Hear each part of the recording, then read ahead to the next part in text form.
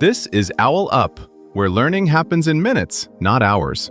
For a deeper journey, explore all our courses at owlup.co. Now, let's dive in.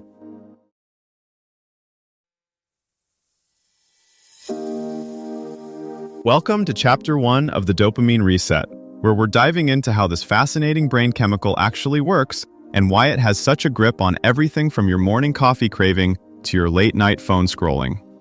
We'll break down what dopamine really does in your brain and why understanding it is the first step to taking back control. Let's get into it.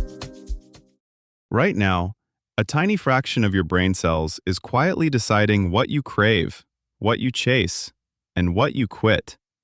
On Monday, it pushes you through a workout. By Thursday, it tells you the couch is a better idea.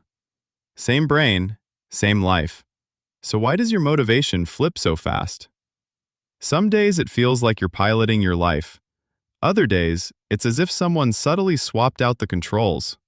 Same goals, same calendar, but your follow-through has a different texture. Tasks feel heavier, distractions stick more. Even simple plans start to stall. That shift isn't just about willpower or discipline.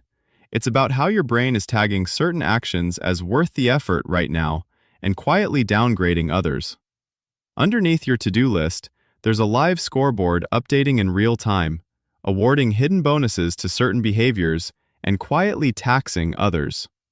That scoreboard runs on tiny chemical pulses that adjust how much friction you feel when you start, how satisfying progress feels halfway through, and how strongly a result pulls you back for more. To redesign your habits, you don't just push harder, you learn to edit that scoreboard itself. That scoreboard isn't fixed. It's being edited by a small, specialized network built around dopamine. These neurons sit in a few deep brain hubs but project outward like a VIP access list, granting priority status to certain thoughts, actions, and goals. Crucially, they don't just light up for fun or pleasure. They spike when something turns out better, or more important, than your brain predicted.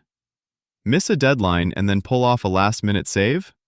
That surge quietly updates the settings on how urgently you respond next time, the way a navigation app quietly reroutes after live traffic changes. To see what's actually being edited, zoom in one level deeper. Those priority updates aren't sprayed everywhere. They travel along a few well-worn routes, each with a different job.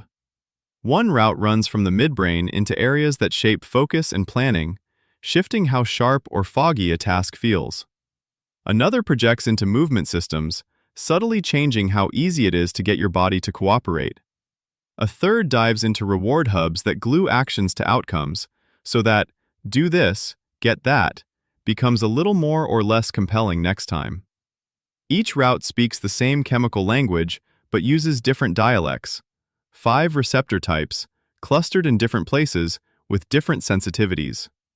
Some amplify signals, this matters, turn it up. Others dampen them, not worth the energy.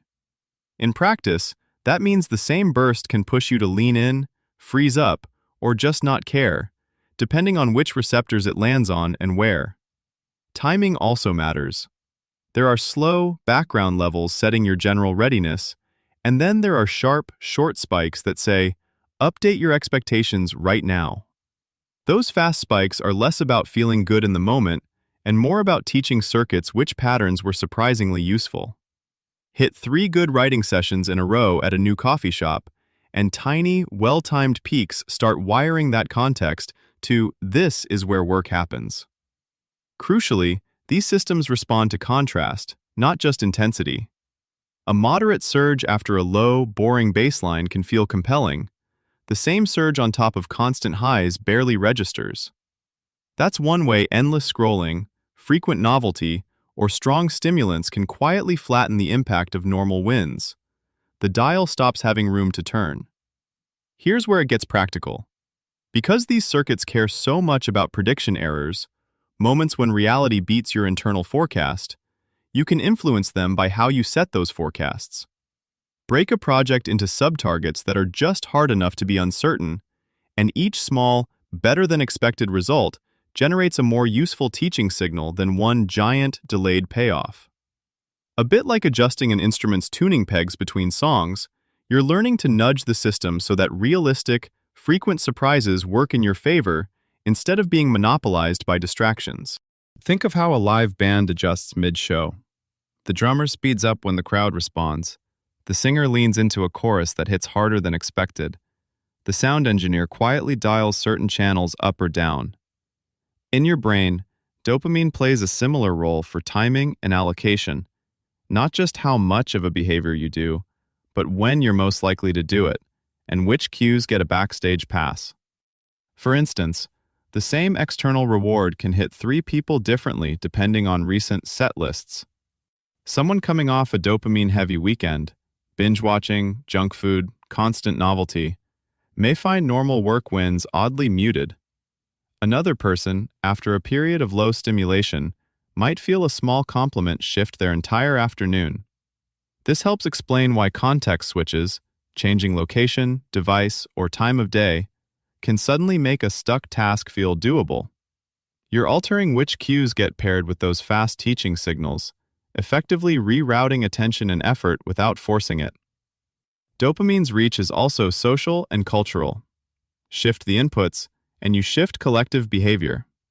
Platforms already tune notifications like a casino adjusts lights, but the same logic could support healthier defaults. Short, focus seasons in apps, or feeds that cool down after streaks of intense use. As wearable sensors mature, you might one day get a neural weather report, nudging you toward rest, challenge, or connection based on recent dopamine patterns. So the real leverage isn't in boosting dopamine, but in how you stage your days around it. Spacing highs like stepping stones, letting dull stretches reset your senses, and reserving sharper hits for work that matters. Your challenge this week? Treat dopamine like a scarce budget. Decide on purpose which 3 cues truly earn a spike, and cut one that doesn't. This was OwlUp, your daily step forward. To keep learning with structured courses and more insights, go to owlup.co. Until tomorrow!